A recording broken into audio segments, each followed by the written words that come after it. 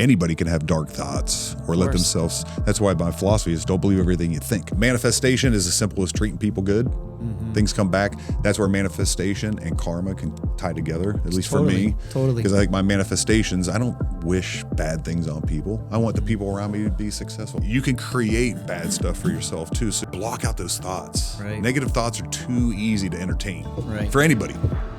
It takes more discipline to stay positive and to tell yourself, don't believe everything I'm thinking. Don't entertain drama, from other people that'll go down that negative kind of like wormhole. And stay positive, because when you're positive, you manifest good things. Karma's positive. And surround yourself with good people. Right. Do you think your consciousness carries on after this life? Yes. Yeah. Do you think there's an afterlife? Yes, I think there is something after life. I think whether we become a part of the collective energy that we came from, and the earth and stuff like that. I've lived in a haunted house, and I moved out in 8 months. Really? And so did my roommates. Welcome to the Self-Instruct Podcast, where we explore techniques, tools, and insights into guiding ourselves towards a happier, healthier, and more fulfilling life. We are your hosts, Iggy Sweeney and Aaron Cropper. From exploring spirituality, finding life's deeper meaning, managing stress and anxiety, battling depression, overcoming addiction, and more.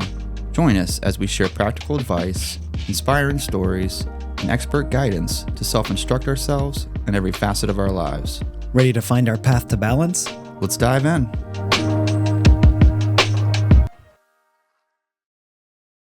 Welcome to the podcast, everybody. Today we have a very special guest, Durb Morrison, who is here with us. And thank you so much for taking the time out of your busy schedule, man. Yeah, man. Thanks for letting having us me do this. Yeah, man. We're so fucking pumped. But a little bit of background about Durb. He obviously owns Red Tree Tattoo, which is one of the most premier tattoo studios, not just in Columbus, but in the state of Ohio. If not, the world really. It's currently the largest tattoo studio it is in the Ohio. Largest. That's right. And it's also an art gallery. That's so right. like you walk through, it's packed with art. And it's conjoined, right? Like two with twins, right? With your other business, which is the True Tubes Tattoo Supply, which is your baby. You're an inventor of a lot of its products. 18 years now. That's correct. I can't believe it's been 18 years, started developing products 18 years ago, and then we eventually expanded into True Tattoo Supply. And, Man, that's just so wild. Yep. And then of course, my favorite part about you is the Hull City Tattoo Festival that you've created and that you've also done for over 2 decades. Yeah, we're going on 23 years now. Man. So with us doing Hull City for 23 years, that's wild. I've seen generations of tattoo artists kind of get raised on Hull City, especially locals. I remember kids that were at Hull City getting temporary tattoos when they were like 8. You see them back 10, 15 years later, and they're really tattooed. Right. Or they're tattooing. Yeah, exactly. Yeah. So I think with Hull City, not only have we inspired the local community to come together to appreciate tattooing, but we've inspired generations. 23 years later, it's crazy. That's multiple generations of people that grew up with Hull City or were inspired by it that may have been there as a kid. Totally, and now man. they're there as an adult. That is so wild. So that's one of the missions with me with tattooing too, is to resonate, leave a positive resonation with people, Absolutely. And then eventually they grow up. So the stigmatic part of tattooing, Hex City back in the day, Hell City, was meant to inspire kids to appreciate tattoos from a young age. Yeah. Or to be able to have their tattoo and walk around and feel.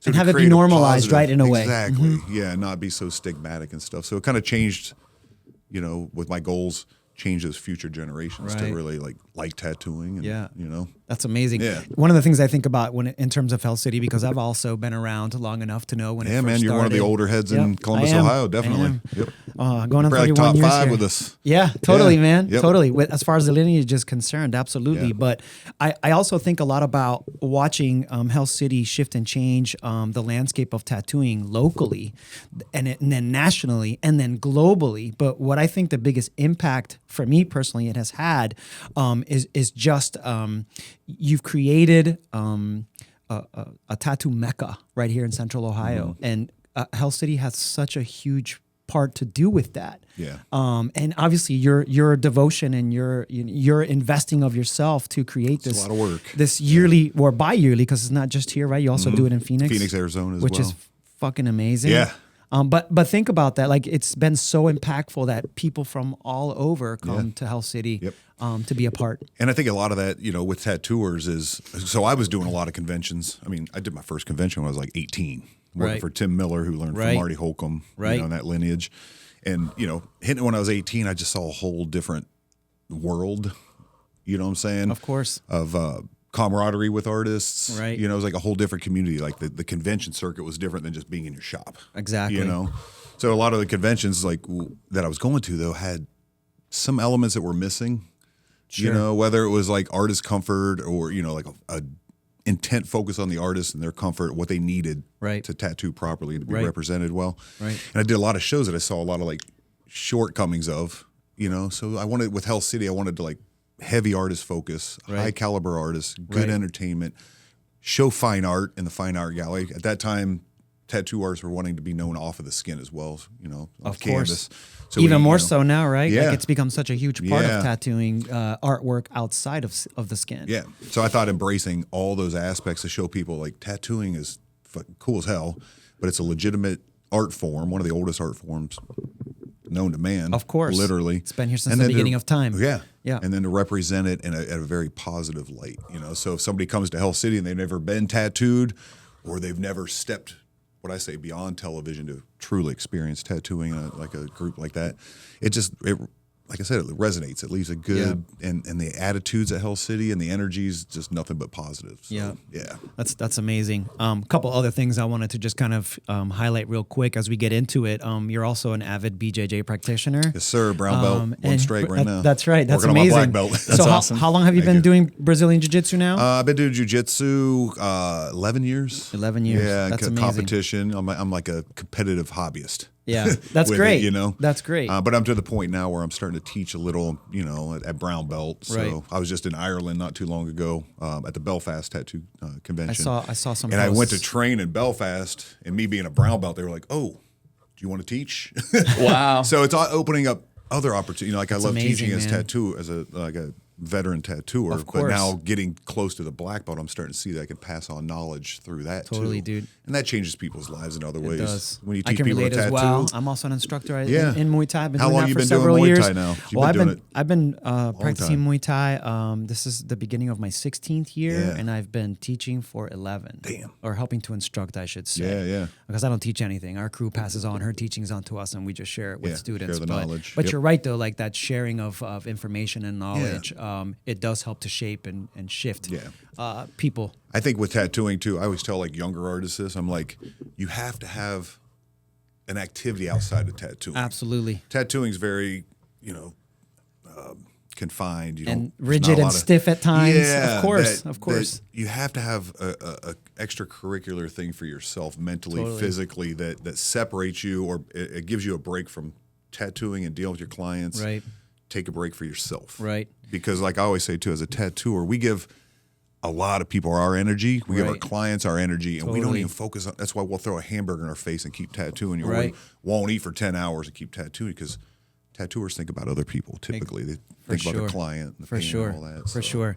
Aaron can relate as well. He has like a media company that he runs. It's part of why this actually became a thing. Yeah. But I think he can relate as well in terms of the type of work that he does, because it is very creative, but you're focusing on your clients. But then he also comes to Muay Thai to kind of, release some of that energy that can be pent up and gain some as well. So like I mentioned before the podcast, man, you put yourself in those stressful situations like in the martial arts. Yep. Like everyday life and your business, the stress doesn't mean shit. You know, there's so much more calm on the streets. Because like we were talking earlier too, like nothing's harder than those moments. Like when we're in the gym training, getting punched, getting choked, getting broke, whatever. Totally. To keep that mental fortitude up and then go back the next day. Right. And I think mentally and physically it helps you.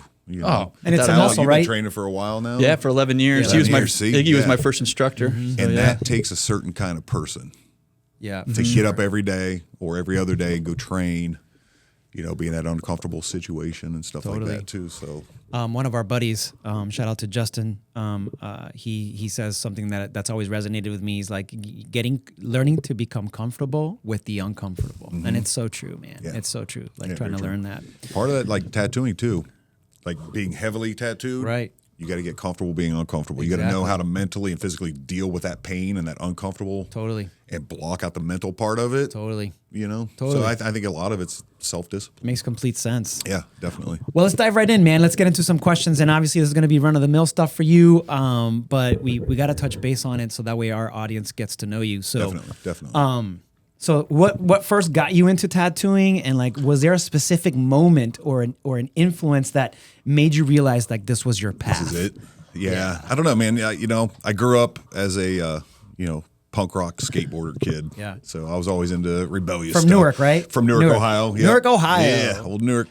But I would say like growing up, I kind of just had this like alternative mind, I guess. You know, I started doing art very young. So I was like 6, 7 years old starting to do art. Yeah. Literally handing my parents. I remember literally handing my wolf. There's like a wolf I drew. I remember, and they were like, "Damn." So you had the natural talent right away? Yeah. So I had a talent, and then I got attracted to tattooing and punk rock music.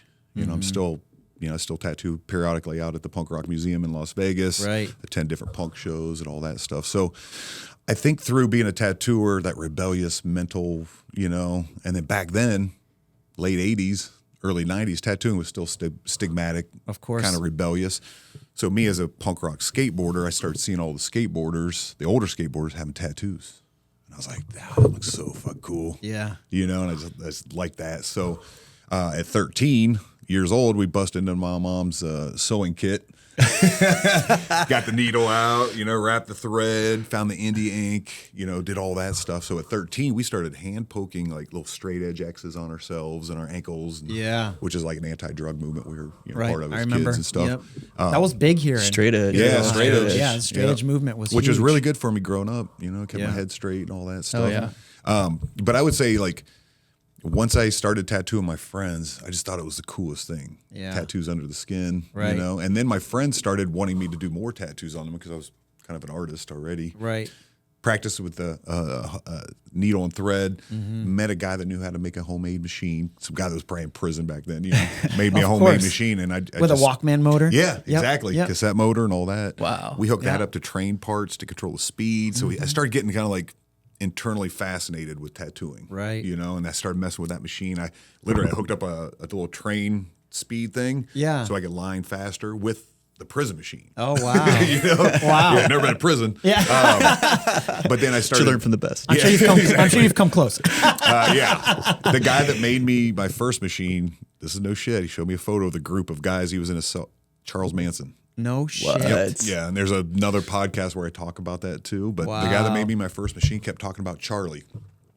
So like the third time I went over to like pick up, to pick up the machine that he made, he brought out a cell block photo, and sure as hell, Charles Manson was on that block with him. Wow. So the guy that made me my first machine was in prison with Charles Manson. That's fucking insane, dude. That is crazy. Yeah. Wow. So just practicing with that. And then I ordered my first Spalding and Rogers kit. Yeah. Off the back of a magazine. Yeah. The Puma Quick Change or whatever. Oh, yeah. And that was high tech back in those what y'all days. know about the Puma Quick Change? Yeah, seriously. I just kept practicing with that. I was tattooing all my punk rock friends. And then right around 18, 17 years old, I started sending my friends with the tattoos that I had done on them up to a guy that I was, getting tattooed by underage, Tim Miller.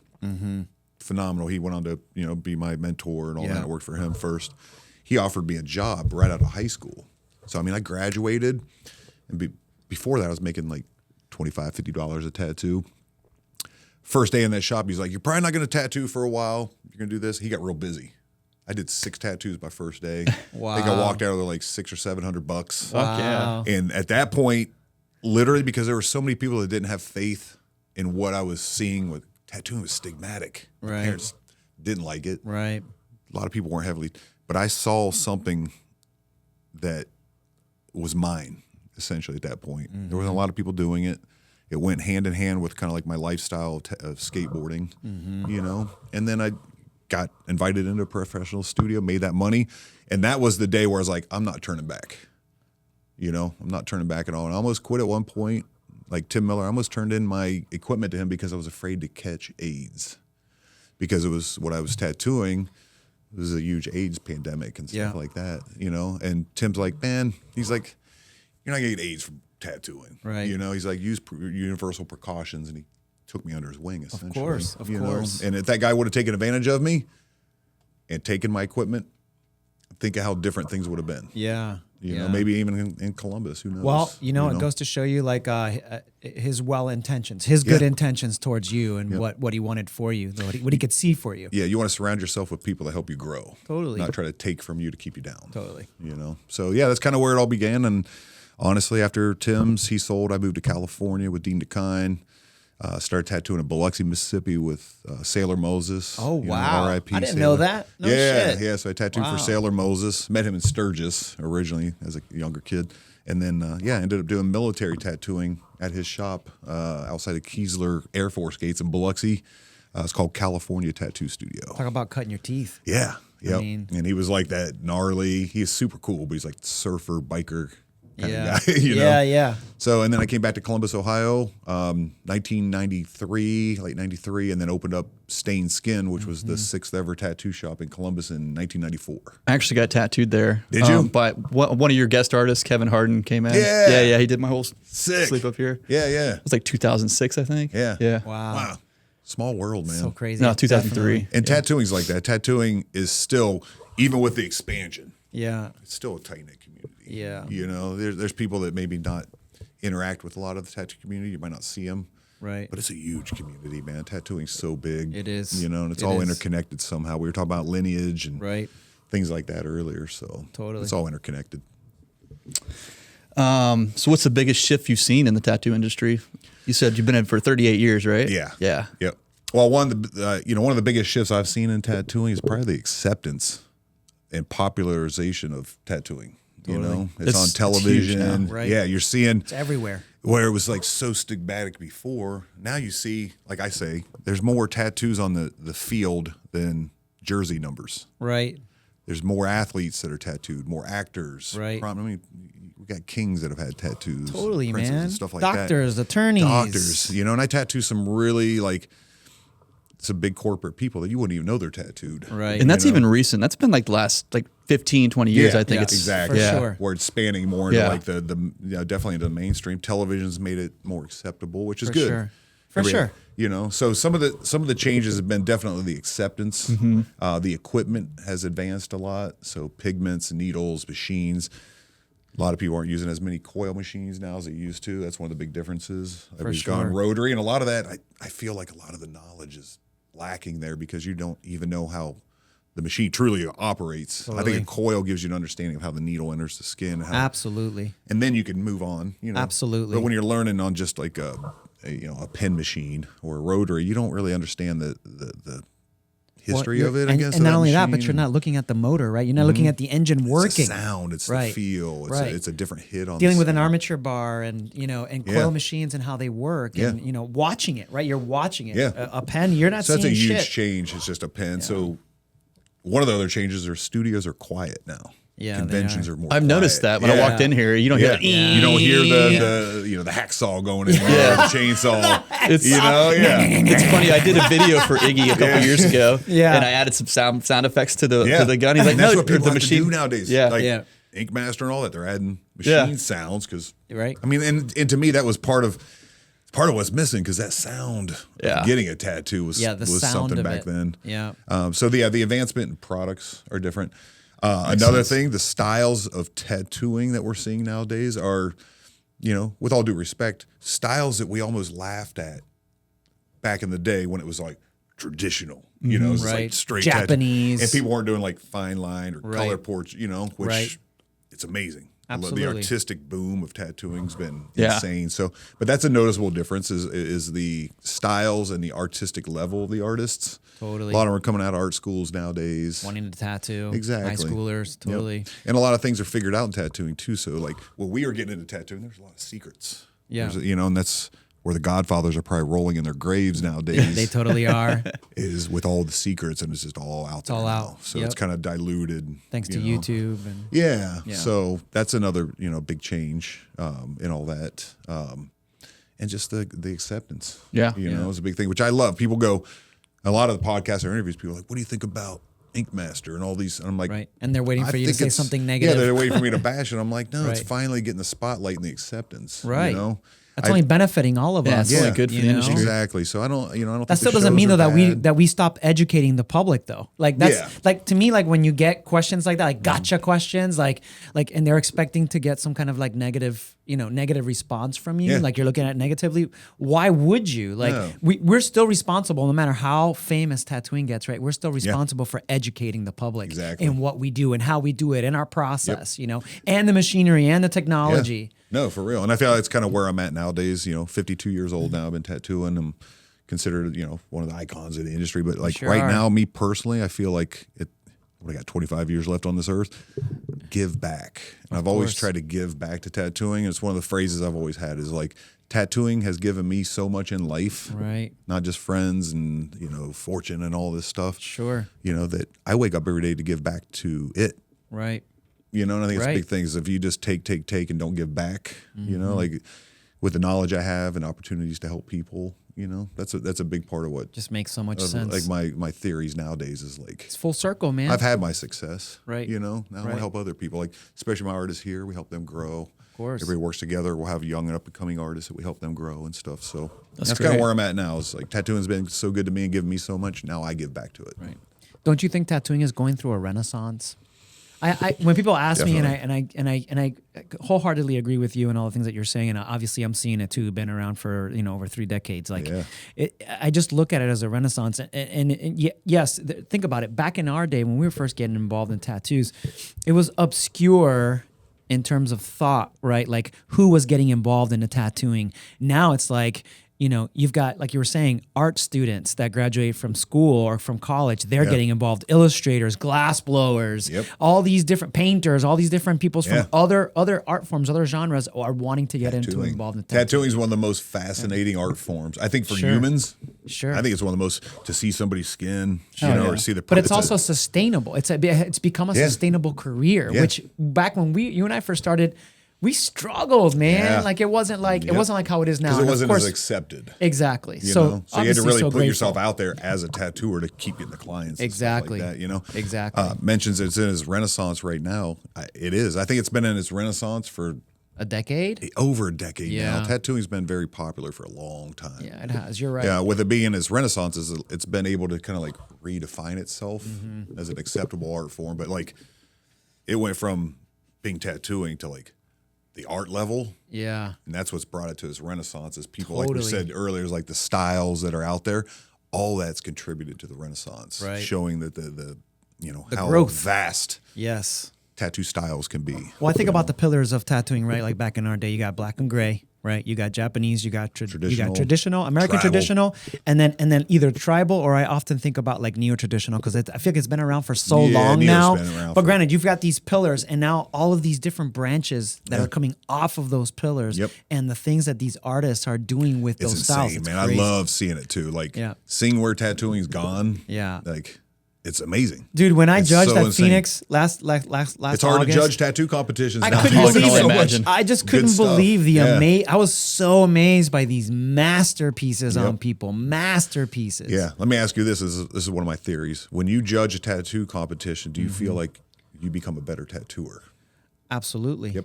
Absolutely. That's what I tell people, too. How Like, couldn't I? With me judging, because I travel Yeah. the world judging, Yeah. by me being able to get up on all these new styles and Right. techniques and applications, I can literally look and be like, how's he doing this? Right. And kind of like, Yeah. so me being a judge, I learn. Of course. And that's what I tell people too. Is like judging is a really good thing for tattooers because you can get up on each thing and Exactly. break it down. Exactly. You're expected to break it down. You're expected to look at it, but at the same time, you're absorbing knowledge and information yourself as an artist of like, how did this kid do this? Totally. That I wasn't able to.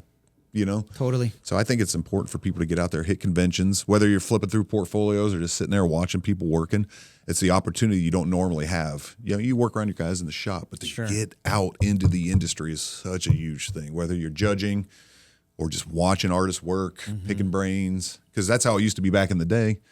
Back in the day, you literally couldn't get online to learn tattooing. Nope. It was Nope. stigmatic at that point or shunned. Right. Nowadays the education and knowledge is out there. Totally. So got seminars, you got television, you got all the YouTube. So I think it's all helping. Well, here we go with our first woo-woo question. Oh. Just so you know, this podcast is very woo-woo. Woo-woo? We very woo-woo. Go. We love to touch on the spiritual. So, and I know I already have a feeling that you'll answer this the way I think you will. But do you see tattooing as a form of healing or a spiritual practice? And if so, in what ways?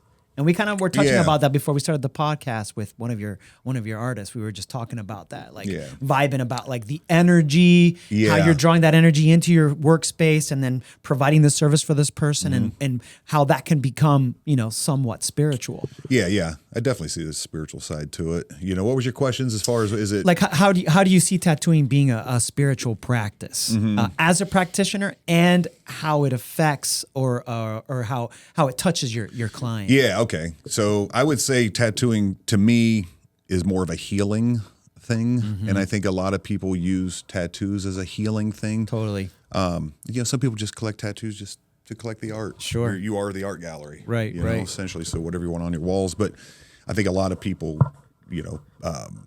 will use it as healing, whether to get over a loved one that's passed. Totally. Or a lot of dog portraits. It's a way to have somebody with you forever, which is healing and stuff like that too. Totally. As a tattoo artist, I think that we help people heal.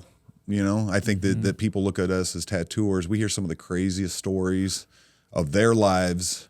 We're expected to keep it private and kind of be like a therapist almost. Of course. So I think that they're healing for people sitting with the artist too, and being able to, you don't know their friends and their family and their wives and husbands and stuff like that. So they tell you a little bit of different stuff. Totally. Especially when you're putting a needle in their skin. It's very personal, man. And it's like a torture device. Your clients tell you a lot. They do. Yeah. In that moment when you have 5 to 10 hours, you learn a lot about your client because you put somebody in pain. It's like a torture device. Totally. They have nowhere to go. Totally. And you're the person they have to talk. And they have to sit with themselves and you. Yeah, exactly. So at the same time, as an artist, you have to respect what people say and not regurgitate things to other people and keep their lives private. But I think tattooing to me is healing.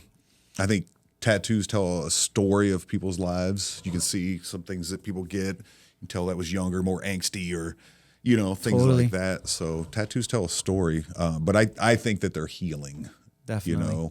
For people more than anything. And I think. And how is that not spiritual, right? Right. No, exactly. Because you're getting more in touch with yourself. Totally. Literally. And you're gaining a great relationship typically with your artist. Totally. Tattoo artists are awesome because they got some of the craziest stories. They met some of the wildest people or did some of the craziest adventures. So it's true. Yeah, I would say it's healing, Beyond that, I think it's just, personal growth for people to maybe look how they want or feel how they want. Totally. Alter their look. Yeah. I think a lot about that. Like people, people who tattoo over like scars, let's say. Yeah.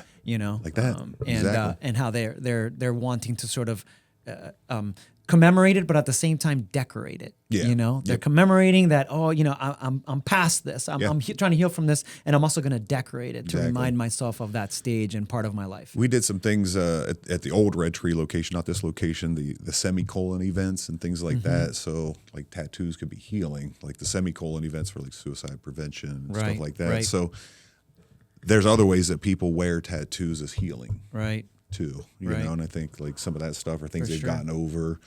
Some people use them medically, where they'll put like diabetic, and like write things on them. So I don't know. Everybody collects tattoos for a different reason, but I think the underlying reason is internal kind of healing or getting something they want or get over something. Right.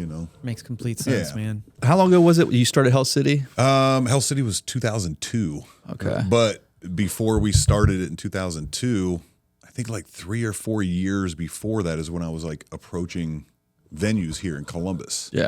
And a lot of them didn't want a tattoo convention. Even the Hyatt Regency where I'm doing it now.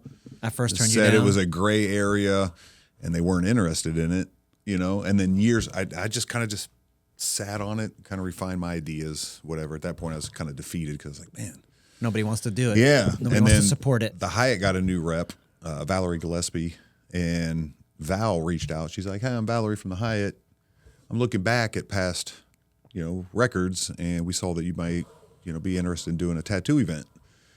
And at that point, I was like, "Yeah," because nobody had done it yet. If somebody was already doing it in Columbus, I wouldn't have stepped on toes. Right. But nobody's doing a convention here. We had Easy Riders, But once they approached me and they're like, hey, are you still interested in that? I'm like, yeah, because I had a good idea where I thought I could make a tattoo convention a little bit different, whether, like I said earlier, like the artistic focus, the live acts, the quality and stuff like that, And so we went forward with it. I don't think anybody at my crew at that point knew what I was working on, because I tried not to like burden my tattooers with like talking about it too much or anything like that. Yeah. And when they all showed up, they were like, all right, now we see what you've been doing. Yeah. And literally from the first year, and it comes from like doing other shows, but from the first year, the changes I made from other conventions that were going on were super noticeable in the industry. And I think that's what kind of like right out of the gates, gave it its reputation and stuff like that. But it almost didn't happen because it got, denied by some of the venues that we were trying to get it at. I bet they regret that now, just seeing how big it's become, man. Yeah. God, dude, and to go on for like 22, now 23 years. Yeah. We weren't just like a fly-by-night type of show, Do I know where the finish line is with Hell City? I don't know. I've got contracts out till 2030. Yeah. So, another 5 years, we'll see. I'll see how I'm feeling, how health is. And well, it's funny. You and I had a discussion. I don't know if you remember, but you and I had a discussion about this last year during judging at Hell City in Phoenix. And I remember asking you, just like, so, any plans to retire? And then you were talking about how, like, if you were to pass, let's say that, there would be other people that you already had lined up to take over Hell City if that was the case, and continue doing the show. And that just kind of leads me to a second part of the same question. So tell us, like, what challenges besides like landing a location, and then how did you continue to sort of develop the show as the years passed and keep it exciting and keep it fun, keep it different? Because I mean, your vendor lineup has grown exponentially every year. The I mean, quality it's like stayed the same. outside the venue now, like all over outside. Now, I mean, it used to be one ballroom with a foyer. Now we have 3 ballrooms with a foyer. Yes. Downstairs wet paint project, a live painting room, live shows. Yeah. So it's musical acts. Yeah. It's truly expanded over the years, but I haven't expanded too quickly either. Right. So like when I came out of the gates with the first Hell City, it had different flares, different flavors, seminars, just, had a whole different feel to it, really. Right. And it was people that I had made connections with, part of the tattoo family. As it's gone on, we see a lot of like young up and coming artists. We have our senior artists have been doing it forever, but we try to embrace like the young up. So we don't like shun, of course, younger artists. Of course. We want artists that we see really out there doing something different artistically and just pushing it within the industry, Absolutely. So that's what's kept the level kind of going. The entertainment aspect, we try to have new acts every year, so when you come to Hell City, you don't want to see the same damn thing every year. Right. A lot of shows you see nowadays are using the exact same acts over and over, year in, year out. And to me, it's like, it doesn't give the attendee something new to look forward to. It gets old. Yeah, it gets old. So we try to keep it fresh, new performers every year. We might bring them back in 2 or 3 years. Of course. Of course. Do you ever have bands play? Yeah, but we haven't had bands. It's been a little while. 5 years. Okay. And nobody's noticed. Yeah. That's the funny thing is like Kind of better without it, or honestly, like one of the only complaints I ever had at Hell City, that the bands are too loud, Durb. I can't talk to my client. I can't hear my things like that. So and the bands would go on, there'd be a crowd, and everybody would just go dwindle during a band. Yeah. 'Cause it's like the band's in the light. It's not like in a dark bar where you can be like, Yeah. So I think just like on the stage, you're like, oh, I'm gonna go walk around. So with the complaints, sure, the bands didn't really make the convention. Right. I think the live acts and stuff like that outside make it, but nobody even noticed. Huh. Wow. Still got people like, what bands are this year? I'm like, bro, we haven't had bands for 5 years. Wow. And you got to listen. Thanks for noticing. Yeah. As a promoter, I got to listen to the artists. Of course. And I do. Of course. Because I'm one of the artists. So I know what it's course. like to tattoo at a show where it's like so loud that you're like, what is this? And it's loud without it. It's loud without the music, exactly, obviously. So we don't do bands anymore, but we did. I mean, yeah, we had bands, a lot of bands over the years. But with me listening to the artists, I've gotten rid of them.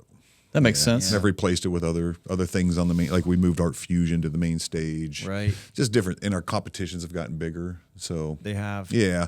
So Art Fusion is such a cool thing too. Like it develops in and of itself, meaning every year it's different, right? You're having a series of artists working on a set amount of easels that are creating something unique and new. How is that ever going to get old? That's a good thing for the public too, like to sit and watch people make art. Right. Like, people see art, Right. but they don't see the process of Right. art. Making the art. Yeah, and that's like we have the wet paint project that shows that we are painters off the skin.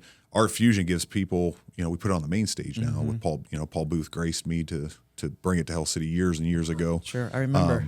So it's a good public performance art, I think, at the main stage. And it gives artists a chance to work together. Like, collaborating is a really cool thing. Totally, man. Not just tattooing, but like Art Fusion and stuff like that. So no, the Art Fusion experiments. We start kind of like the days with Art Fusion. Yeah. Yeah. Sunday's always Paul Booth's dark panel. It's Yeah. like the dark artist panel. Yeah. But no, it's a crowd pleaser.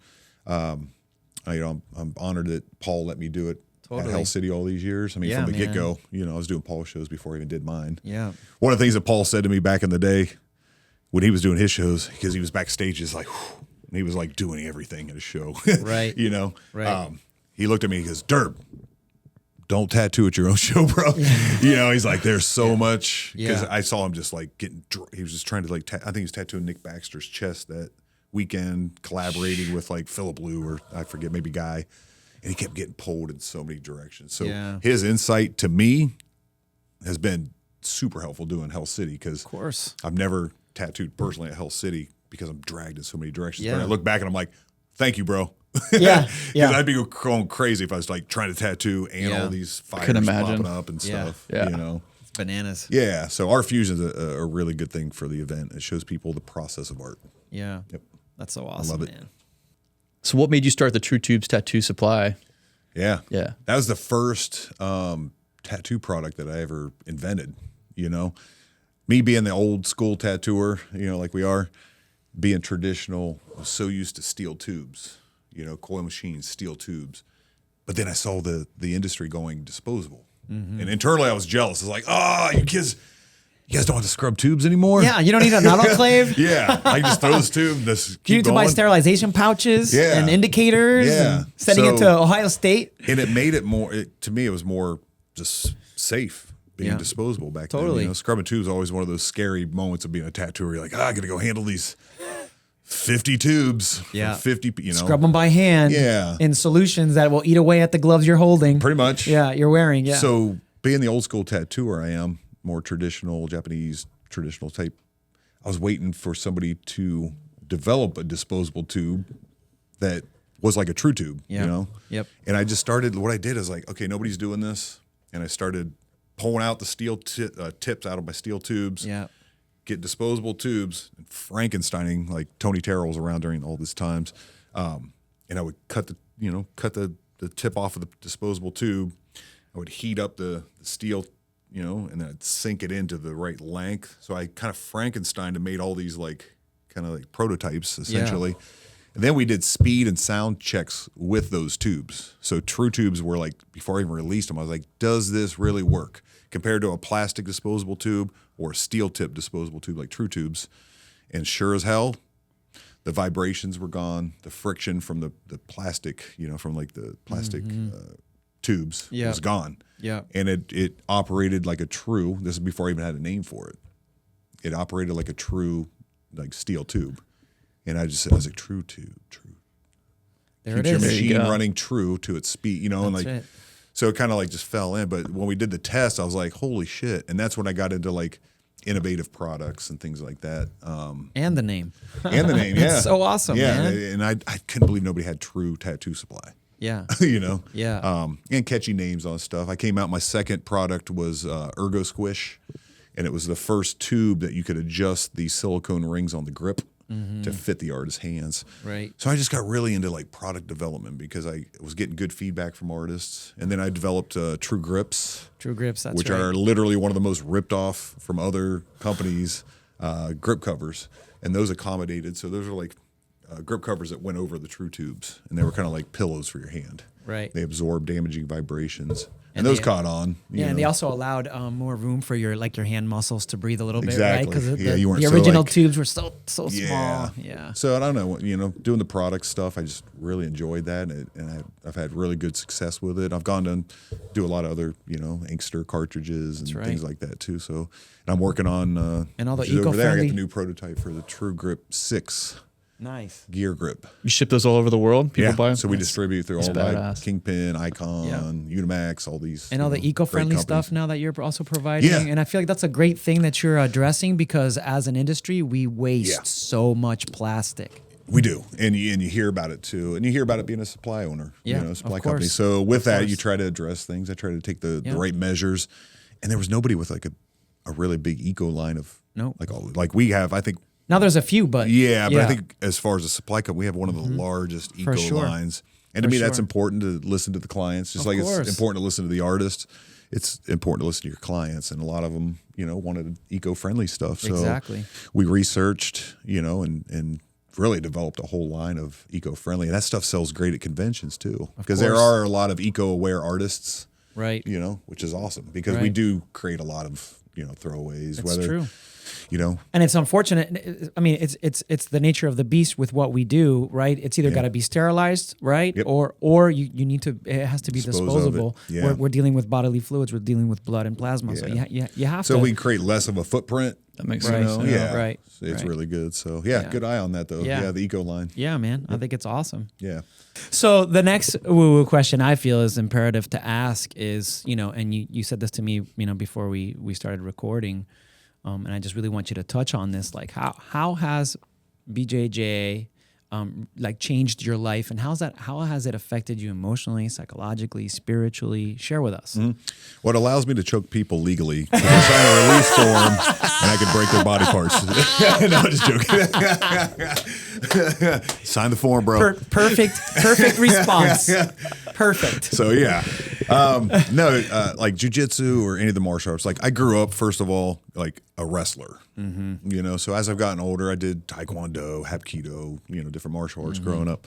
But from my wrestling background and getting into the BJJ, it's changed my life. It's changed me mentally. It's changed me physically, not just the injuries, but like I'm flexible, I'm strong. I got abs at 52, things like that are like little gifts from doing. Of course. That type of stuff. So of course, when I got into jiu-jitsu, I had just gotten out of a 10-year relationship. My son had been doing jiu-jitsu since he was 8. I got him into it. I wish I would have got into it back then. Of course. But just like tattoos, we talked about tattoos, could be healing for people during times of, difficult times during the life. And I was going through a major breakup. I didn't like the fact, one of the things I hate about breakups is that friends groups separate, Yeah. So I was looking for an outlet, and it wasn't really like an angsty outlet for me, because I never wrestled out of anger or anything like that. But a lot of my friends were doing jiu-jitsu too, and I noticed a lot of tattoo artists were starting to do jiu-jitsu. So I was kind of like inquisitive, like, can I do it? I didn't start till I was 41 with jiu-jitsu, But once I found jiu-jitsu and found that one of the things I like about jiu-jitsu is the camaraderie, like with tattooing. You got your friends, it's like this really tight-knit kind of thing. Same with jiu-jitsu or Muay Thai. Totally. It's like you develop a different bond with somebody when you're trying to kill each other. Big time. But you're friends and you don't, like. Right. So when I got into jiu-jitsu, I noticed too that my mindset I started physically changing, but I became a lot more calm. Oh, I can relate to that. Things in life that used to bother me, or like anger, I get angry about something, like it almost doesn't even exist anymore, because I'm like, I already go through the hardest stuff with people trying to kill me and choke me. Through the chaos. Yeah, and you're breathing out a little piece of clothing, like, trying not to die. Nothing's harder now. So I think that allows me to utilize a lot of that, like patience and stuff like that in everyday life. Totally. Whether somebody's getting angry at you on the streets, you're calm. Right. Because you know what situations you're in for hours, multiple times a week, where most people aren't. So with jiu-jitsu, like I said, I like teaching now. So I've enjoyed kind of like teaching some of the techniques that I do to other people, or from traveling, teaching. It's also another thing, like tattooing. You can go anywhere in the world. You could be stranded, hit up other tattooers. Other tattooers are going to drive out, take care of you almost. Right. So it's like that thing. Sense of community. Yeah, same with jiu-jitsu. So you have a different brethren. Right. Depending on what community. But yeah, jiu-jitsu is one of those things, like I just physically want to be able to keep doing it. I've had a lot of injuries. But as far as the mindset and like kind of spiritual side to myself. It's calmed me down. It's got rid of any insecurities mentally that I may have had about myself that I know I've pushed past physically, you know. It allows me to keep doing things I enjoyed when I was a kid, like wrestling and staying physically fit. Choking a motherfucker out. Yeah, exactly. Nothing feels better, yeah. I'm all into wrist locks now, so I'm just getting mean. Oh, shit. So just maiming them. Just maiming them. Yeah. But I'm into I don't know, I just have fun with it now. Sure. But yeah, I'm in that brown belt, almost black belt level where I'm just getting kind of gnarly with it. Yeah. But doing shit like wrist locks and Yeah. But it's all Heel good hooks fun. I never try to hurt anybody. Sure. You know, even opponents or like your teammates. You never want to hurt your toys. Of course. You know? But with tattooing, one of the other, major beneficial things in my life has been jiu-jitsu. Big time. That's probably helped your longevity for, because you're, tattooing's probably hard on your neck and your shoulder. Yeah. So like physically, I feel, even with my spine injuries, I got a lot of spine injuries and stuff and problems going on, but I feel great. I feel mentally good. I feel physically strong and good, even minus aches and pains as you get older. You ignore those. But I feel better than I've ever felt in my life. That's awesome. Honestly, like mentally, I feel clear, more calm, you know. As a whole. Yeah. Mm-hmm. So I think with that, that is the spiritual side of it, because it's within me that I'm finding all this. Totally. And you got friends that help you grow. Of course. They help you get better. Yeah. The community part of it's huge. Yeah. Yeah. And I think that is what elevates like the spiritual game. That is what elevates it. Such a huge part is the community support, right? You know? Yep. Because it's a reflection of you. Yep. And like I mentioned earlier too, like you have to have that break from when like you're tattooing. You have to have something for yourself. Totally. You got to have time for yourself, man. Like as I said, we dedicate our time to so many people and our clients. We don't eat, we don't sleep, we draw all night, get up, do our home, do the tattoo. Yeah. So yeah, I know the discipline's like none other. So you've built a really incredible career. Are there any personal philosophies or spiritual practices that have guided you along the way? Yeah, definitely. Well, I have different sayings. One of them's, I'll tell you this, don't do that. It's that simple, Yeah. But as far as my philosophies, what was the question exactly? Are there any personal philosophies or spiritual beliefs that have guided you along the way? Pretty much treat people right along the way. Treat yourself right along the way too. Like I teach seminars. In one of my seminars that's really took off and brought an awareness it's called Longevity of the Artist. So that kind of helps you stay healthy and stuff like that through there.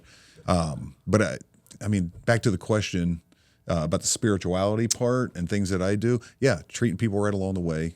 Kind of like karma. Yeah, karma. Yeah. You just said it, and that's something I wanted to hit on actually. So I'm big on manifestation and karma. Those are two, and what I've seen in my life, there's nothing more true. How many times have you thought about somebody you haven't seen for a while, and they're calling or they're walking in the door? Happens a lot, man. Yeah. That's manifestation. Absolutely. Putting out that energy. Yeah. And one of the things I do for myself is I never try to talk negatively inside my head about myself, or other people.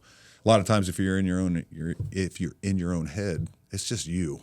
That's why another one of my sayings is don't believe everything you think. Right. We're all trapped in our own heads, and the way you think may not be the reality. So if you think people don't like you, a lot of people, that's a big part of people's problems. They think people don't like them or something. People don't care. People are in their own lives and their own struggles and stuff like that. But yeah, like I said, treat people right, treating yourself right along the way is a huge thing too. So make sure you're eating good. That's why I teach that seminar too, because it's like, I've got physical problems from tattooing, back problems and stuff, and I know the grind of where you ignore your body, so spiritually stay self-aware as an artist, take care of yourself, use that, like I said, have an extracurricular activity to keep yourself active, to respect yourself, man, because if you don't focus on yourself mentally and physically, and you're only giving your energy to other people or your clients, you're doing yourself a disjustice, and then that kind of convolutes a lot of the way you think. Totally. It could affect your positivity in life and things like that. So I would say manifestation is a huge thing. I put out positive thoughts about myself, what I want. I don't put out negative thoughts about other people. Do you meditate? Yes. So in terms of I don't meditate as much as I used to, but Yeah. I used to meditate for like half hour, 45 minutes at a time through like 20s and stuff. Yeah. And I don't really do that as much anymore, but I do meditate. I do breathing. Breathing exercises. Yeah, and I only do it for like 5 minutes. Yeah. Do you find your mind wandering a lot when you do that, or is it hard for you to?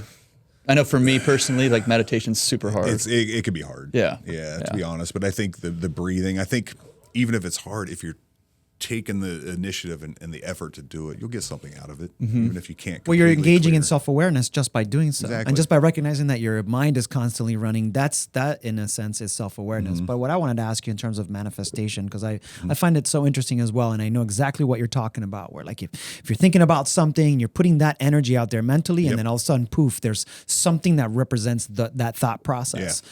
So with all of your success and everything that you've accomplished in your career and in your life, can you break down for us in our audience, like tell us, like what is it that you do in your mind that perpetuates manifestation? What are you thinking about? What's the thought process? Yeah, my thought process behind manifestation is, what do I want, or what do I want for that person?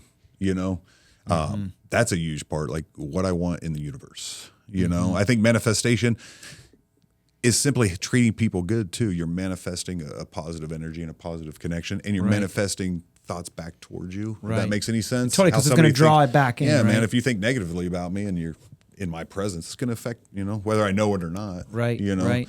Because it's an energy, it's a vibe. Yeah, exactly. So I don't know. I would say communications with people. What was it? What was the just like how do you perpetuate like manifesting things in your life? Yeah. So positive thoughts. I recognize myself. I recognize that anybody can have dark thoughts or let themselves. That's why my philosophy is don't believe everything you think. I tell myself that. I don't just tell other people that. I have to tell myself that a lot too. It's like, no, that's not that way. Or if that person's thinking like, it doesn't matter, like things like that. Manifestation is as simple as treating people good. Things come back. That's where manifestation and karma can tie together, at least for me. Totally. Because I think my manifestations, I don't wish bad things on people. I want the people around me to be successful. I'm sitting with you guys. I want your pod, like every effort that I do, I want it has a positive, tone to it. Totally. And I think when you put that out, it comes back to you, and whether that's the karmatic part, is treating people right is karma. Right. And we're magnets, right? What we put out there comes back to us. And everything I've seen it in my 52 years on this earth is when you think it, and you can manifest bad things for you. If you're literally sitting there in your head like, everybody hates me, right? This guy hates me. It literally will manifest in that person. It'll create that. Yeah. You can create bad stuff for yourself too. So you never try to like block out those thoughts. Right. Negative thoughts are too easy to entertain. Right. For anybody. It takes more discipline to stay positive and to tell yourself, don't believe everything I'm thinking. Right. And that's a huge thing. So manifestation and karma are two huge things. And my crew hear me talk about that all the time. Yeah. Like right now, karma is in my favor for a lot of things, and it's because I've been a good guy, and I think it all comes back. My success isn't just me. Right. It's what I've done with other people that support me. Of course. So it could go in a lot of directions, but I think it's something you need to keep in mind is like, don't entertain negative thoughts. Right. Don't entertain drama, from other people that'll go down that negative kind of like wormhole. And stay positive, because when you're positive, you manifest good things. Your karma's positive. Makes complete And surround sense. yourself with good people. Exactly. One thing I've done lately is cutting out a lot of, cutting snakes' heads off, literally. And to me, that improves the quality of my life. Of course. Me and the people around me that have to deal with those people that are cut out. Right. They don't have to deal with them anymore. Yeah. Yeah, they're gone. Yep, exactly. It makes complete sense. Yep. So manifestation and karma are huge, for me. What about you guys? I think the same thing, man. We're all energy, you know what I mean? And we feed off other people's energy. So if you have a negative aura or energy or whatever, I'm going to absorb that. Of course. It's going to affect my life. Yep. And if I focus on things that are positive, or I show gratitude, or those things start to show up in my life. Yeah, man. exactly. Yeah. That's a good thing. The gratitude, be thankful for what you have. Yeah. And give back to people too. Give back, honestly, I donate a lot. So I donate money to charities, or we'll do events and stuff. But also I'm the guy that I'm at Lowe's or Home Depot, and it's like, would you like to round up your 75 cents to this? I always do. Always do. And in my head I go, karma, baby, I'm giving back, Right. Whether it really goes to that charity or not, right, might you know, maybe that's irrelevant, right? Because in your thought process, your energy that you're putting out by pressing that button is you're trying to put good out into the world. If they don't donate it to the right thing, that's their karma. But my karma's good, right? You know, and through life, I've had incredible success as a tattooer, as a business owner, as an eventer, as a promoter, and it's a lot of it is that manifesting good people around you and good thoughts, and like you said, you've always had like a friendly vibe, and you got good stuff from me all these years. Totally. And that's the reason you're still here. That's why reason you thought of me, you know. Exactly. So things resonate, you know, whether it's a year or 2 or 5 or. Right. But if you put out bad 30. stuff, it can come back to haunt you too. Same thing. Yeah, it's the same thing. It's and it'll multiply, right? It'll multiply, you know, in terms of, you know, volume if that's what you continue to put out there, whether it's positive or negative. You guys have seen that Bruce Lee saying lately that's been going around online. It's like never speak negatively about yourself. Right. Words are, you know, words that you speak are kind of manifestations. Or what's he say? It's like he didn't call it a witchcraft or anything, but he's like talks about how like don't even speak negatively about yourself. Right. You know, I've heard a different one, and it's not connected to Bruce Lee, but it says don't ever speak negatively about yourself because you're listening. Yeah, exactly. And I just think that makes so much sense, right? Because you're listening. Whole theory. Yeah. You know, and you are subconsciously you're listening. Yeah. You know when you go to bed at night and you've done something bad to somebody or you've been an asshole or you don't sleep right. You don't. You know what I'm saying? You just don't feel right. I think in life, like what they say, heaven and hell. You know, whatever. To me, I'm not getting religious here at all, but I'm saying. No, we love it, man. This is the shit we're here for. When you've had a good day and you treat people good and you go to sleep at night, you sleep well. You have good dreams. Totally. If you had a bad day and you were arguing with people, you just don't sleep right. Your thoughts are off, you know, and you owe yourself that justice to like stay clear-headed. It's because you're carrying that energy. Yeah, you're carrying it. Yep, exactly. So that's a huge part. So clean energy, good energy, positive thoughts, good intentions will bring you everything you want in life. It's true. Bottom line, friends, family, success, everything you want. I agree 1,000% with that. Yeah. All right, I got another woo-woo question for you. Not a woo. Where are you going with this? Let's hear it. It's a double woo. So, have you ever felt like something bigger than yourself was guiding your path, whether through synchronicity, intuition, or some kind of divine timing? Yes. Yeah. I knew that's what you're going to say, but can you think of things in specific that you could share with us? Things that just something that happened, you know, maybe that it was serendipitous or it had some type of synchronicity, and all of a sudden, poof, like we were just talking about in terms of manifestation, and there was that thing. Yeah, you know? yeah. Well, I mean, let's go back to Hell City. Even the first Hell City, I felt like the manifestation of me being in the industry and making connections and friendships. When it was time for me to do something, I felt like all those people supported me. Right. You know, right. Things like that you could see happen. What about personally? Something personal in your life? And you don't have to share like the exact thing, but yeah.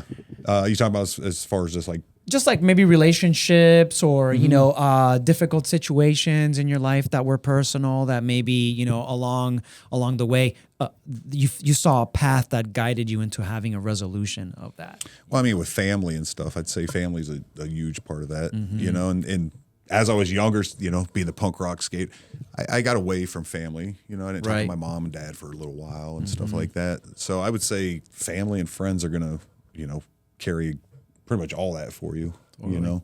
I believe, I'm not religious. Right. I grew up Catholic. Spiritual, not religious. That's my saying. Yes. Yeah, exactly. So I feel you said you grew up Catholic?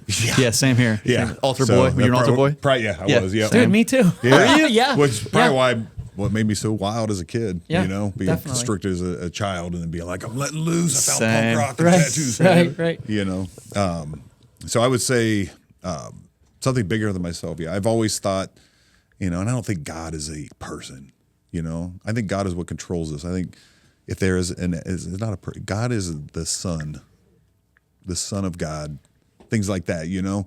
If what truly keeps us alive, you know, is a God or whatever, you know, I think the solar system, the sun is what gives us life. So if you look back at a lot of religions, they're all based off of astrology. Totally. You know, so totally. So as far as something compelling me to do something greater, that's my mind. I would say my mind is what takes me to the next step. I do put things out there. I don't know who the hell I'm talking to. Right. But I do find that manifest good things. We're Right. going back to the manifestation. But don't you think that thing that you're putting out to is also a part of you and in your mind? Yeah. So it's not just necessarily just you. It's that marriage, that combination like a between you and the consciousness universe. yeah. Creating that thing. Yeah, and that's naturally out there. So Yeah, exactly. I think that if you're religious, like whatever, that's good for you. I don't like when people judge others off Sure. of religious stuff Sure. or they feel better than somebody. But as far as somebody bigger out there, it's my consciousness. Exactly. I think that's the big thing. 'Cause And it's I can, shared, right? Your consciousness is shared. Well, think of what you can affect with you could affect one, you could affect your career. I can affect both of you guys with my Right. consciousness, how I think and how I talk. Exactly. And, maybe make you guys aware of different things you didn't think of. So I would say if there's a higher being, it's myself. It's my consciousness, as far as energies, there's bigger energies like the sun, things like that. Right.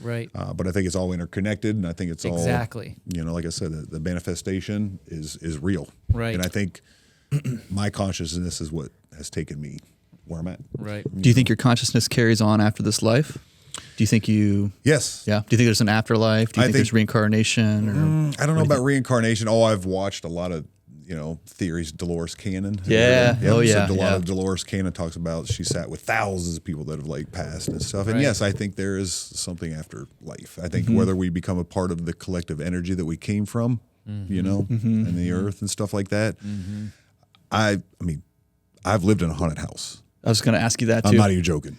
And I moved out in 8 months. And Really? so did my roommates. Yep. Oh shit. And the lady years later at Confest sat down. She's like, "Remember when you moved out of that?" She goes, "I couldn't keep anybody in there." What happened? It was 98 Brickell here in the Short North. No the half of a shit. double house. I moved in by myself.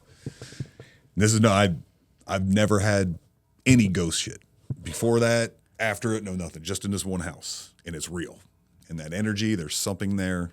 There is another plane, dimension, whatever. Right. That our energy goes to or doesn't leave sometimes.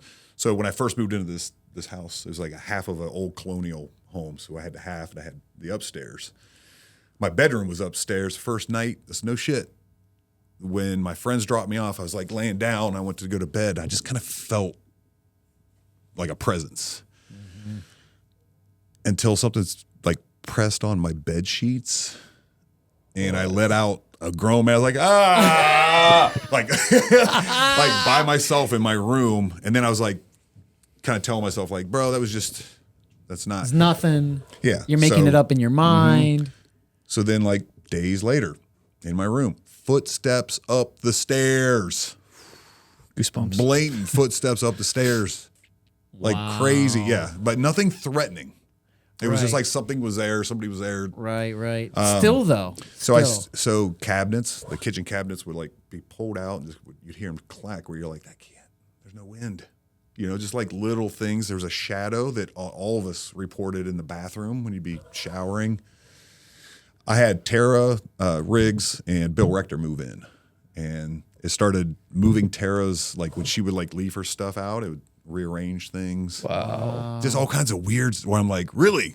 And that's where I believe ghosts or energies stay Right. around. So we had a psychic guy come in, and it was Don Taylor, smooth talking DK Taylor. He was he was like a psychic. He's passed now, but he goes, hey, this is what I do. He goes, go tattoo all day, leave me in this house, and when you come back, hopefully, well, communicate or whatever. Yeah, sure as hell. I came back at like 10 that night, and he's like, yeah, there's a guy here. He didn't know his name or anything, but he goes, he's comfortable here. He raised his family here, and he used to sell shoes on High Street, and this is where he's lived, comfortable. maybe? This is where he lived. No, it is. It's his house. So he raised his family. His energy was Still there. comfortable there. Yeah. So that's what makes me realize, yes. And like I said, I would never be talking this if I didn't actually. We moved out after 8 months. Yeah. Because it's uncomfortable. Yeah. We weren't like threatened or things weren't getting thrown. But still though. They moved out. The two roommates moved out, and I was still there by myself. And I was like, I'm moving. So I got out too. Yeah. And then years later, the lady told me that everybody moved out. Wow. Always. So she sold the house. That's crazy. But talking spirituality, is there something after this? Are we a collective energy? Yes. I've witnessed it, and to know that was a guy that lived there, So I think when we're done with this body and this vehicle, yeah, we're on something different. Whether we go in, Agree. I've heard Dolores Cannon talk about reincarnation. You know, that the second you leave your body, you're actually like, it's like a pop, Yep. and you're in a different being. Instantaneous. Yeah. Because energy can't be destroyed. It can Exactly. be put into different living beings and stuff. So You ever heard of past life regressions? People that get put under hypnosis. Oh, yeah. And they know and they'll experience their past lives. Yeah. Yeah. So no, I do believe in that. We'll find out when we all die. Yeah. Right. Yep. Right. That's the Right. question we all don't know. Right. Right. But me, yeah, like I feel like hypnosis is real. I feel like that it shit's is real. because there's a subconscious. Yeah, exactly. You're Whether you tapping, bury it you're or tapping not. into something. Yeah. Yep. Yeah. So no, I think that there's something after life, whether it's just a reincarnation or a collective energy where you're warm and cozy. But like I say too, you heard me talk about heaven and hell. You have a good day. If you had a good life and you treated people good, and your energy was positive, you're going to sleep eternally well. Yeah. You know. That's like that. That's such a great way of looking and at it. I think that's man. a heaven and hell. Like if you're a shitbag Yeah. and you did a bunch of fucked up shit, Yeah. when you die, It's going to be pretty shitty for you. yeah, you're not gonna be good. Your energy's not good. Yeah. If you treat people good along the way, you know, and you pass, you know, That makes you're sense. in a positive Makes energy sense, and you 100%. sleep well. You, like, Totally. They call it the eternal sleep. Yeah. When we're asleep at night, it's the closest to like getting out of our bodies. Right. You know how good that feels sleeping? Right. I'm not afraid of death. It's going to be comfortable. Yeah. These hurt, these bodies. Right. You know what I'm saying? Right. I love life, but I know that after life, I don't have to be in this, you know, old decrepit body. Totally. Totally. So I don't know, but that's the never ending question that we all have. Yeah. you Yeah. know? But I think there is. Do you ever get a certain feeling about a client before working on them, like their energy tells you something before they even speak? Yes. Right. As a tattoo artist, you can tell somebody's energy the second they walk in your door. Totally. That's the way I feel, you know. Right. And that's the first inclination of how they're going to be, Mm-hmm. how they, you know. So what was it? What was the Just like if you get a feeling about them, like without them even saying anything. And what I would add to that too is, and I know you'll agree with me. can that Do you affect get your energy? Can that affect your energy? Yeah. And then the way that you obviously provide a service for them, and then also, does it affect? Is there an effect with the things that they don't say once they speak? You know what I mean? Like Yeah. the things that they don't say, not the things they say. Yep. Well, I mean, we're directly around people's energies. Like, Right. if I'm going to tattoo you, I'm going to be sitting with you for at least an hour to Right. 10 hours. Who Right. knows? Right. You know? Right. And I try to I do consultations with people before I take them on. Right. And part of that is I want to see how they are. Exactly. You know, I want to see if you're on point or if you're creepy. Who knows? Totally. You know? Totally. So clients can definitely affect your energy, who you put yourself around, friends, family, any of that stuff can affect your own energy. If you're sitting with a client and all they're saying is negative stuff, Right. you know, or like, Right. here's something we all hear from people getting tattooed. They try to talk crap about other tattoo artists they know to get you to talk crap. So they go back to that tattoo artist and then they try to look like they know what's going on in tattooing. Exactly. You know? Exactly. Like, yo, so it said, you used to have that guy for 5 minutes.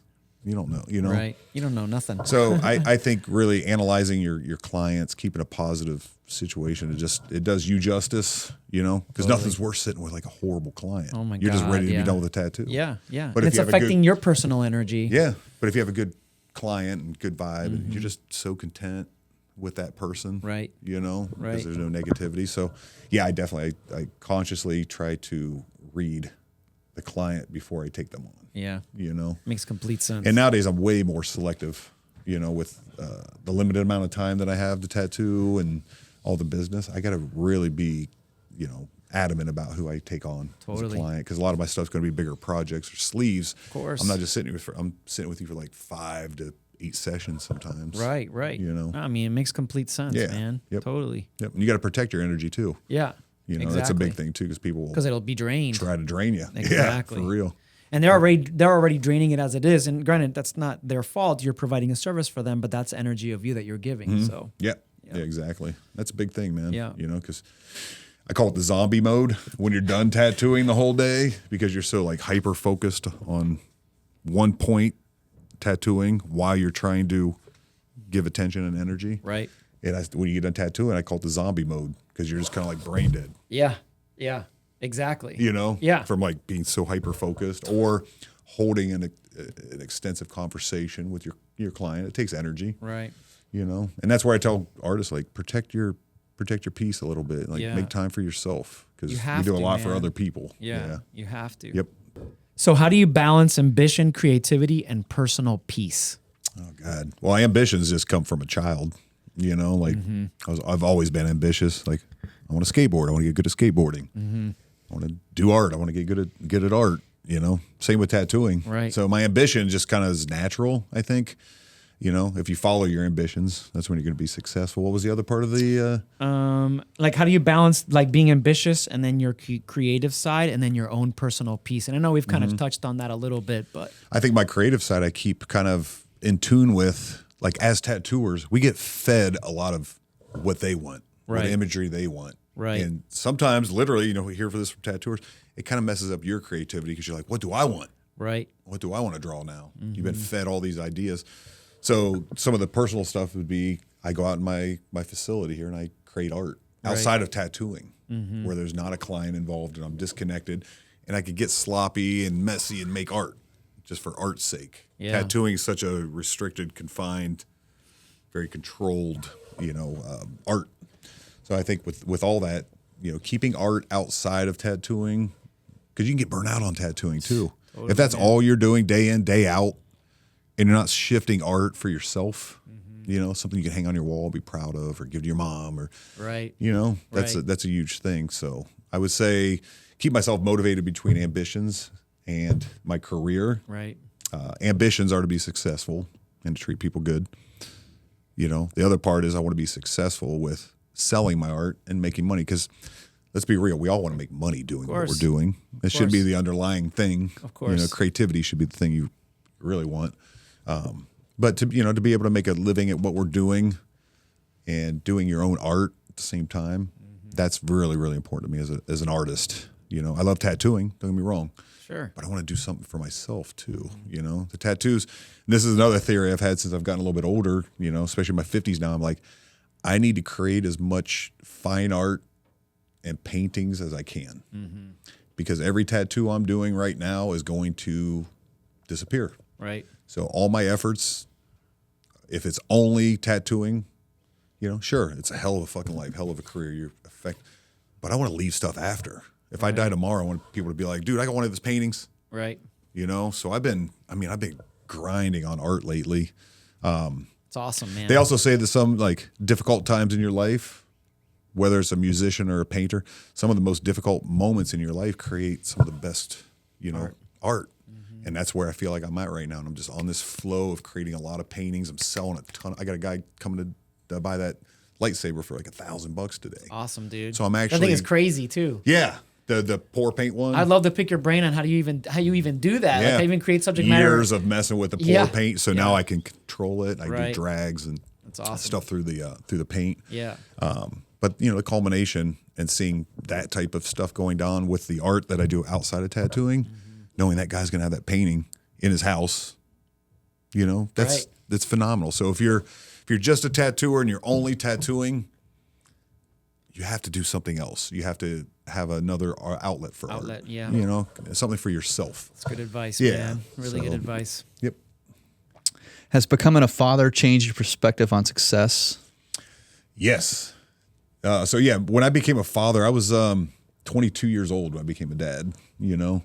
Old age. Yeah, right. So I liked the fact that I was a young father, you know. I knew that by the time I was 40, my kid would be 18 and I would be able to be active with him. That's why we do jiu-jitsu together, ride bikes, you know, we do stuff together. So we're both active.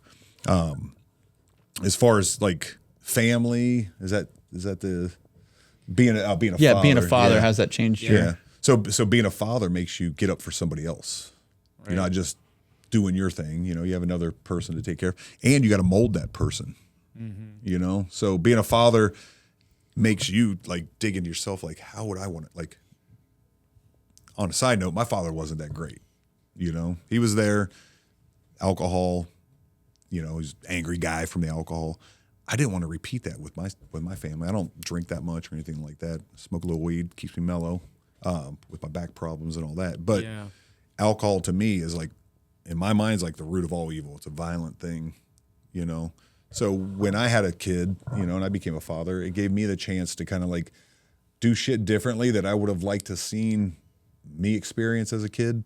And a lot of that was like the personal connection, like the friendship there. I didn't have that, you know, with my father and stuff like that because divorced families. I've made it a very good point. You know my son, Sid. Yep. And now I have a granddaughter, Mila, you know. So it's this evolution of life I've been able to really enjoy. And I mean, me and my son talk all the time on the phone. We FaceTime maybe every day. That's awesome. Every other day, you know, just hang out. And to me, that helps me sleep good at night, knowing I have, you know, that I've raised a good man, and he's gone on now. He's got a daughter he's raising. So as a father, that's your lineage, you know, that's your legacy. Exactly. As a father, so it makes you step up and realize it's not just you in your life, and you have somebody else to take care of. Definitely. And it's cool because, like I said, I gave that kid this awesome fucking like life, especially as a kid that I didn't have. Right. And I'm still here for him. Right. You know, we talk all the time. So. And what you represent for him too, you know, like all that you've accomplished. He knows what I do. Yeah, he's just like, my dad's wild. Yeah, you know? exactly. So I don't know what it would be like to have a father like me personally, to be like, dude, my dad's dope. He does jiu-jitsu, travels, he's in Italy, and you know, just doing all this stuff because he's got these killer businesses and he's creative. Yep. And, so I didn't know that as a kid, and it's been nice to, when you know you're gonna have a kid, be like, I'm gonna treat this guy fucking good. I'm gonna instill the things that I want in him. And he's a great dad, great kid. Everybody, when he's around, everybody's like, that guy's cool. You know? Yeah. So mission accomplished as far as being, and that's the thing, I can look back at the end of the day, I sleep well at night because I know I treat people well. I've raised families, you know, things like that. And I know I'm on to that next stage of life. That's kind of where I'm at now, you know, with the kids raised, being a grandfather. Mm-hmm. I'm on to this next stage of like the last, you know, whatever, 25, 30 years. Right. I'm going to make it fucking count. Hell yeah. Totally, man. Yep. I'm going to continue to do what I do, treat people good along the way, and reap the successes through life. That's it, man. Yeah. That's it. That's the thing. At the end of the day, we're all memories. That's it. So the memories you create with people, even your family, your friends, that's what resonates at the end of the day. That's right. You know? So. That's a net energy in and of itself. And then eventually, right, those memories will fade. Yeah. Like they'll eventually fade. Exactly. So. What do they say?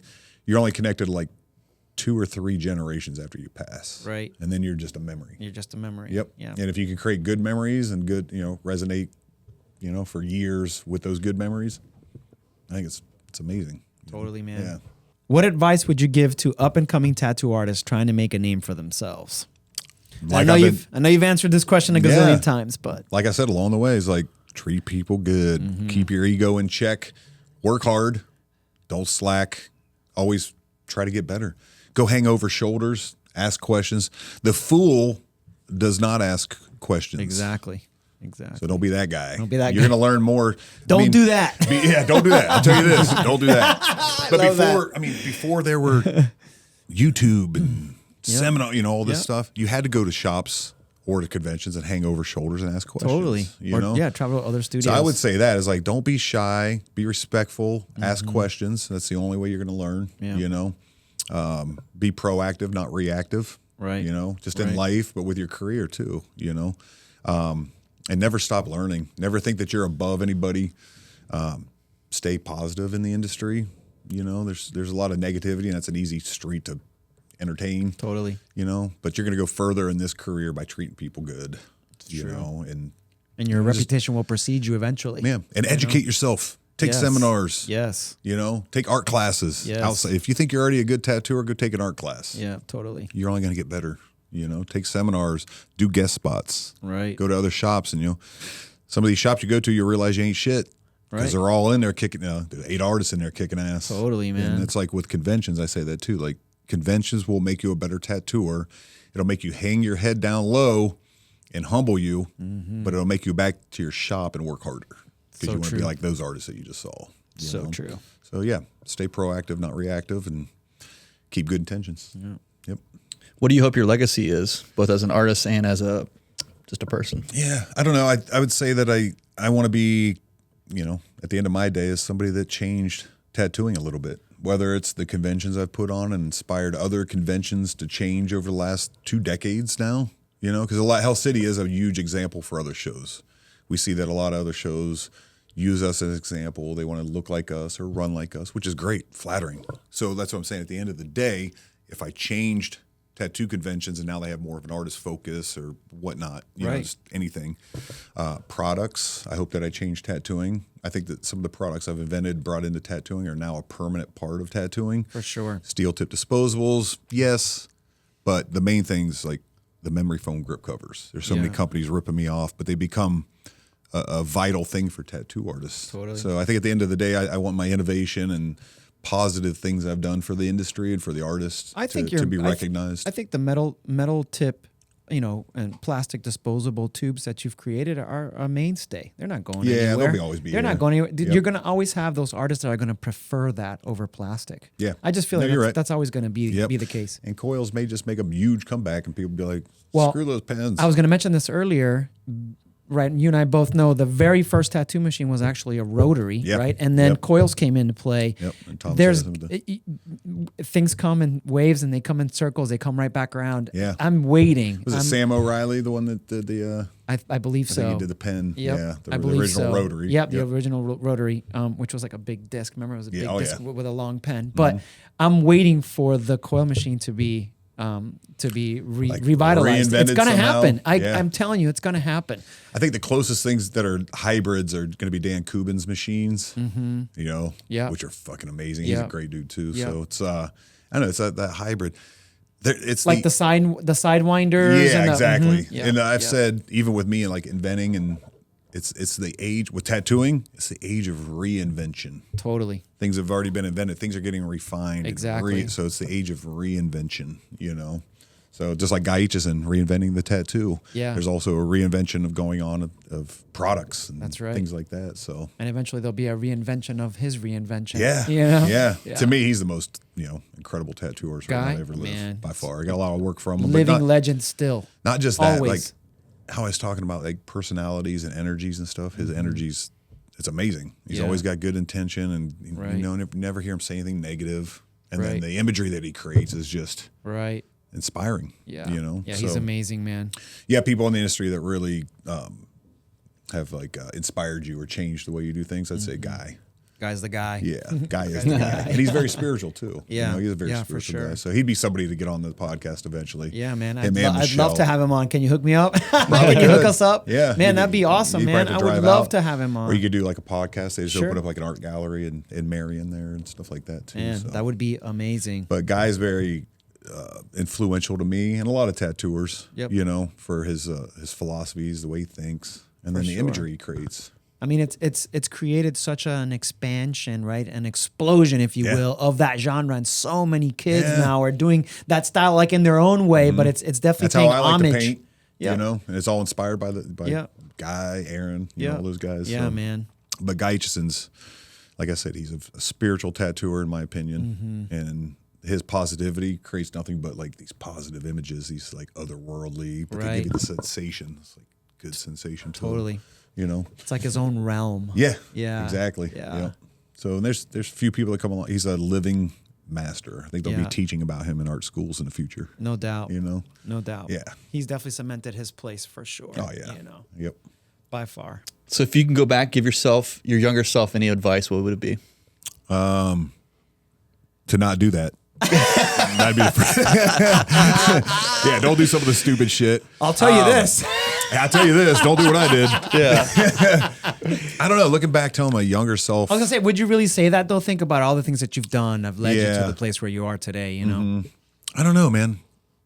Like I feel very fortunate. I feel like I've done a lot of right moves. I'd say as a younger guy, I would look back and be like, don't stress as all much. The shit that doesn't really matter. I know. And I don't think you figure that out till you're a little bit older. That's so key, man. That's it so is. key. But dude, life is so much better when you think like that.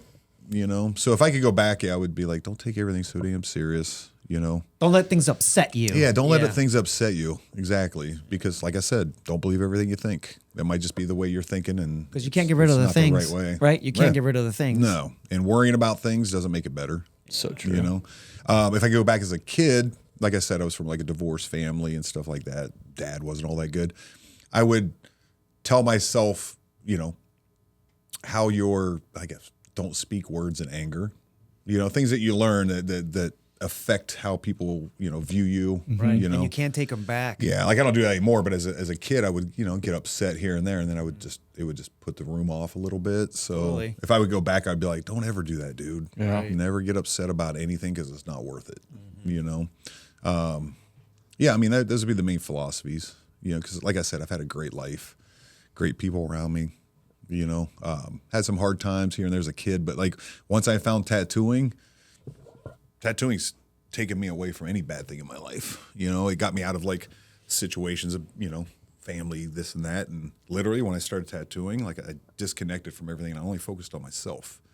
One, to get rid of like the past, but then to give myself what I deserved was that future of like tattooing, Mm-hmm. So I think if I look back, I would be like, don't stress, the shit that doesn't matter in life. Yeah.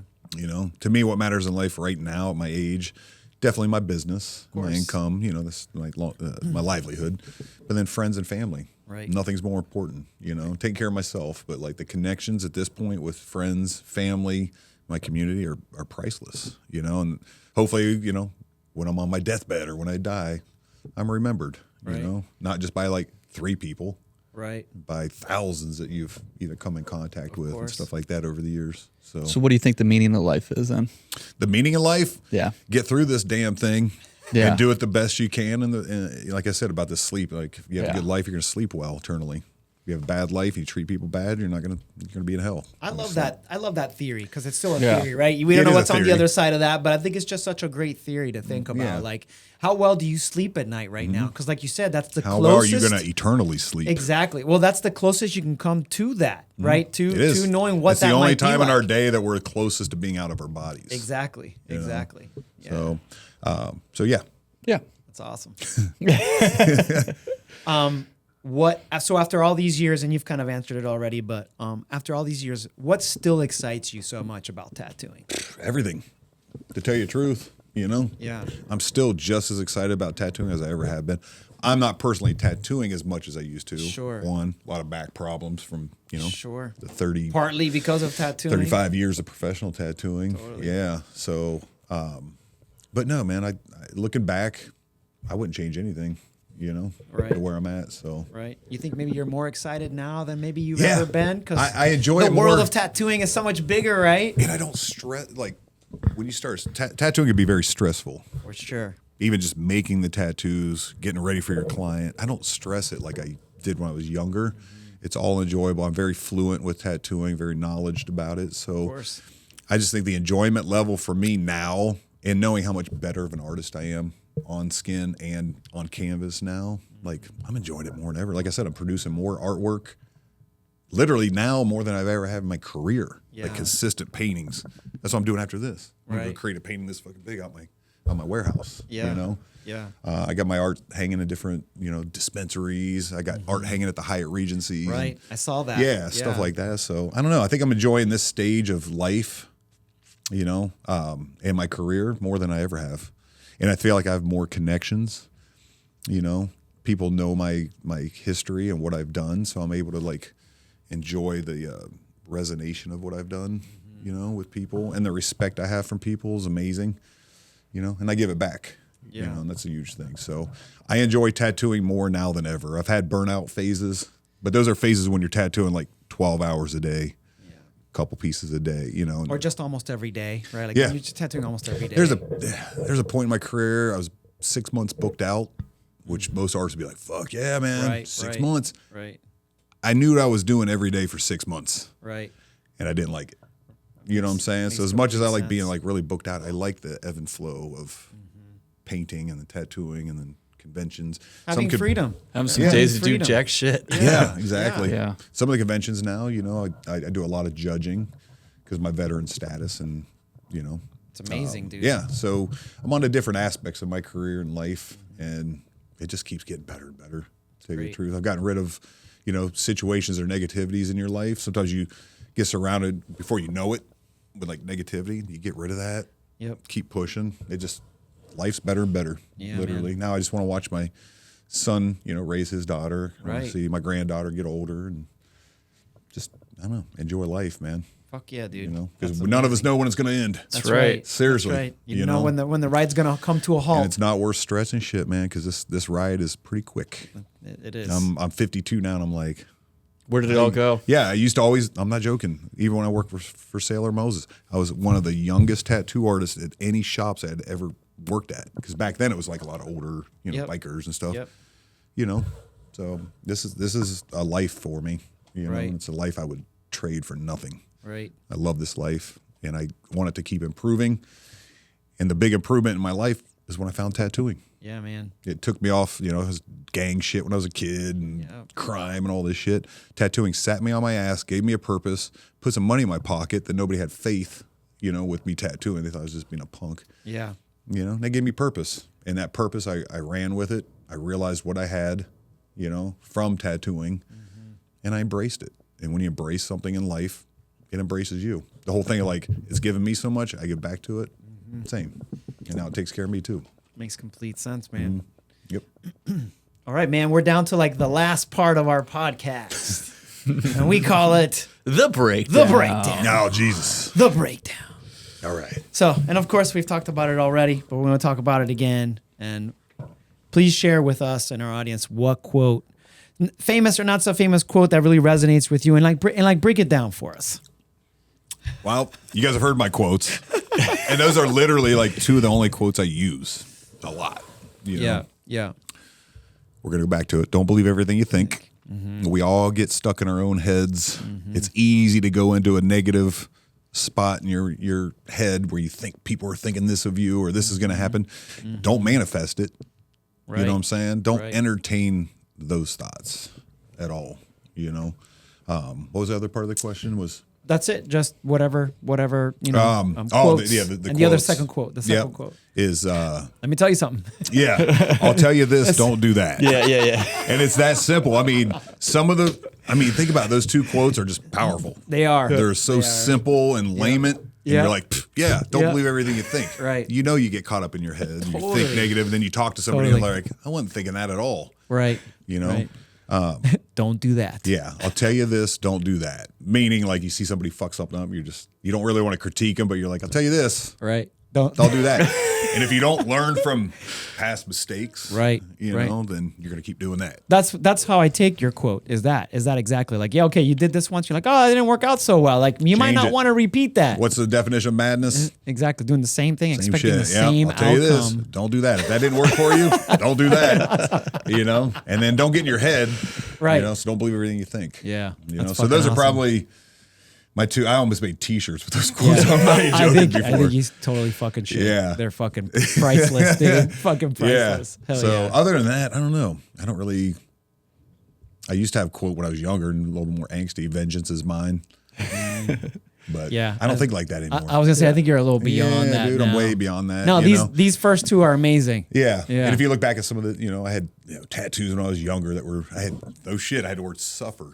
I remember that. I remember you. I remember you. I remember when you had. I would never want to wear that word on my body ever again. So I had anything that I got when I was younger that had any kind of like angsty, negative, whatever.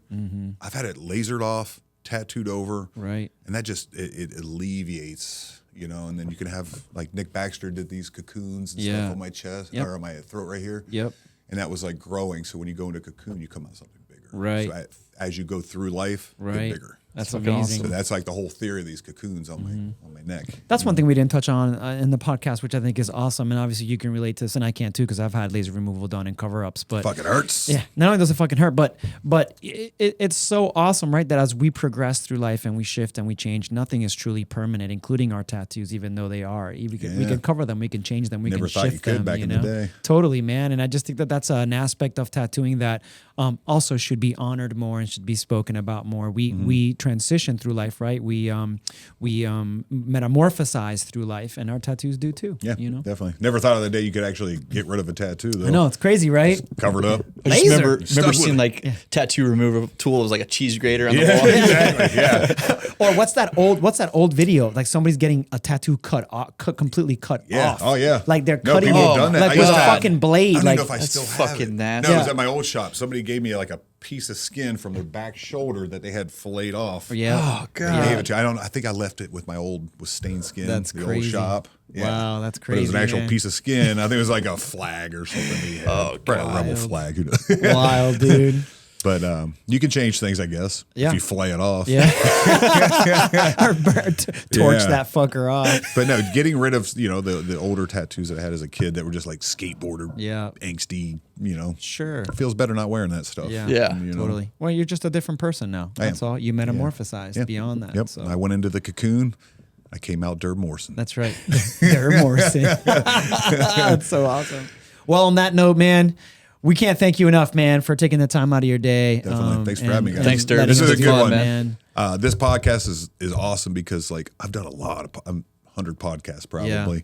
This is definitely a different direction. I like hitting the spirituality part and the Definitely, man. kind of like self-being Absolutely. aspect of it. Yeah, you just know? reflecting more upon what we are within as opposed to like without, which is how we live, right? Yeah. We And some people never tap into this Exactly. this conversation to learn more about themselves. Exactly. either. And that's why we started the podcast in the first place. Aaron and I both found ourselves on these spiritual journeys these past couple of years, and it brought us together literally after not seeing each other for quite some time. And we're like, man, let's put a podcast together. We're going through these similar experiences. Let's try to gather the troops and interview people and reach out in this particular sort of vein of conversation and see where that takes us. And, Yeah. and each episode, and even though it's its own original story, like we're just like we're continuing to grow spiritually as we do this. So Yeah. we can't thank you Yeah, enough. you guys man. will grow off of doing Oh, this. man, yeah, that's the I goal, can't tell for you how sure. much I've learned just with you today here for the Absolutely. past 2 hours or so, man. Same. It's amazing. So Yeah, well, thanks for having me, yeah, guys. man, thank you thanks so a much, lot, Durb. It's been dude. an honor. We appreciate it. Likewise. Until the next one.